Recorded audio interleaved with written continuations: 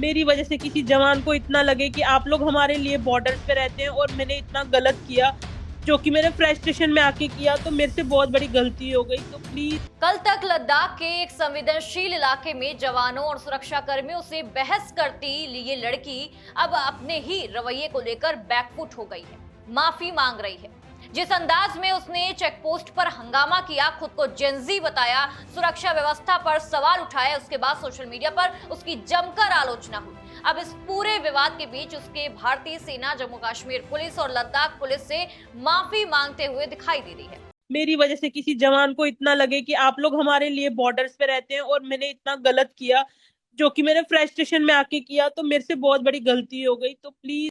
लेकिन कहानी अब सिर्फ इतनी नहीं है कि लड़की ने क्या कहा और बाद में आखिर माफी क्यों मांग रही है। असली सवाल यह है कि अगर कोई व्यक्ति किसी संवेदनशील या बॉर्डर वाले इलाके में पहुंचकर सुरक्षा व्यवस्था में बाधा डालता है, तो सुरक्षा कर्मियों के निर्देशों को नहीं मानता या किसी काफिले की आवाजाही रोकने की कोशिश करता है, तो उसके खिलाफ कानून क्या कहता है और कितना बड़ा एक्शन उस पे हो सकता है, या आप लोगों को भी देखना जरूरी है। जो जेनजी हैं, जिनको लगता है कि वो जेनजी हैं और वो कुछ भी कर सकते हैं, उनको एक बार ये वीडियो जरूर देखनी चाहिए। बिल्कुल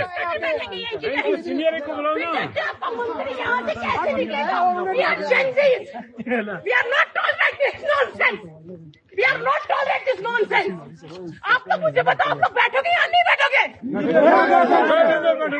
चलो चलो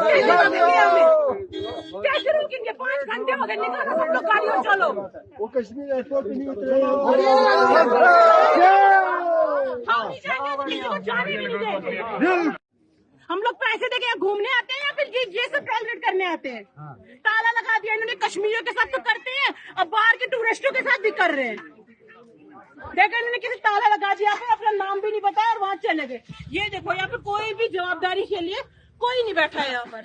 वायरल वीडियो से जुड़ी रिपोर्ट के मुताबिक ये मामला लद्दाख के मिनी मार्ग चेक पोस्ट का बताया जा रहा है। महिला लंबे समय तक रोके जाने से नाराज थी और उसी दौरान सुरक्षा कर्मियों से उसकी बहस हो गई, लेकिन बहस भी इस तरीके की कि वो बहस नहीं, बदतमीजी होती है। वीडियो में वो खुद को जेनजी बताते हुए नाराज हो रही है, नाराजगी जाहिर कर रही है। रिपोर्ट्स में ये भी कहा गया है कि उसने चेक पोस्ट पर विरोध किया और सेना के काफिले की आवाजाही प्रभावित की। ये भी बोला कि उनकी सैलरी हमारे टैक्स से जाती है।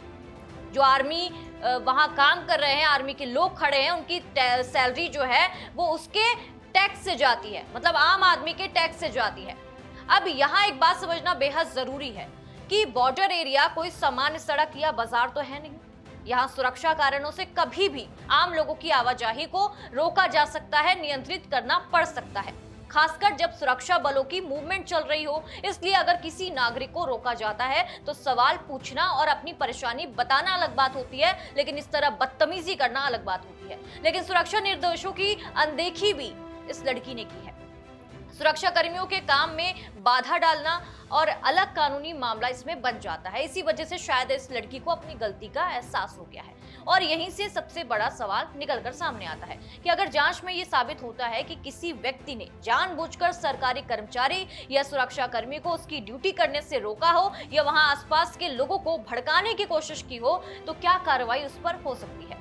भारतीय न्याय संहिता यानी कि BNS की धारा 221 सरकारी कर्मचारियों के सार्वजनिक काम में स्वच्छता या बाधा डालने से जुड़ी है। ऐसे में ऐसे जो मामले होते हैं उसमें कानून, सजा और जुर्माने का प्रावधान लगाया जाता है।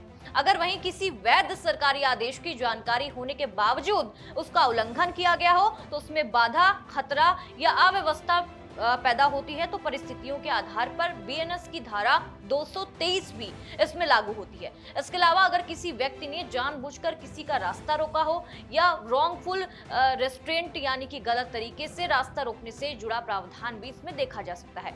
लेकिन यहाँ एक बात बिल्कुल साफ है कि सिर्फ जवानों से बहस करने या गुस्सा दिखाने या कोई बयान देने से अपने आप अपराध साबित नहीं हो जाता। पुलिस और प्रशासन को ये देखना भी होगा कि मौके पर वास्तव में क्या हुआ था, क्या कोई वैध सुरक्षा निर्देश या सरकारी आदेश था, उसका उल्लंघन हुआ है या कोई सरकारी काम या किसी काफिले की आवाजाही में जानबूझकर बाधा डाली गई है। कई जो डिफेंस एक्सपर्ट हैं उनका भी ये मानना है कि जो लड़की ने गलत तरीके से बोला है और कोई भी जेंजी हो या कोई भी हो, उसको इस तरह से सेना से बात करने का कोई अधिकार नहीं है। अब देखना होगा कि इसमें आगे क्या कुछ कार्रवाई होती है, लेकिन हालांकि इस लड़की ने आगे आके माफी मांग ली है और अपनी गलती को स्वीकार किया है। अब देखना होगा कि जो आर्मी मेंबर्स हैं क्या वो इसे माफ करते हैं या जो जनता है क्या इस लड़की को माफ करती है और क्या वाकई में इस लड़की को अपनी गलती का एहसास हुआ है।